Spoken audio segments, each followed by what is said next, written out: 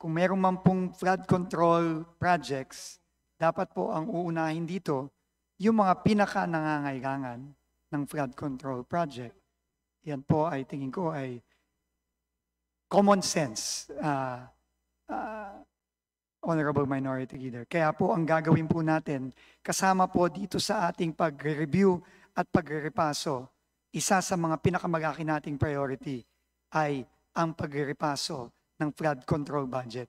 Napakalaki po nito, mahigit 30% ng 880 billion budget ng DPWH ay nasa flood control. In fact, Madam Chair, sa pinakita po sa aking numero, hindi lang po 250, 268.3 billion ang nakalagay sa flood control. So ito po talaga kailangan rebisahin, repasuhin. We have to put rhyme and reason. We have to put order in allocating the precious funds of our people. And it will start, obviously, with science, as mentioned by Chair Mika earlier. Kailangan po science-based ito.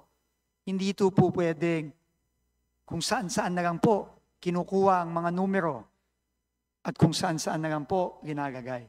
Kailangan po ilalagay ito base sa siyensya. Kaya po, makakaasa po kayo, Honorable Minority Leader, gagawin po natin yan sa ating pagre-repaso at pagre-review nitong budget ng DPWH. With the indulgence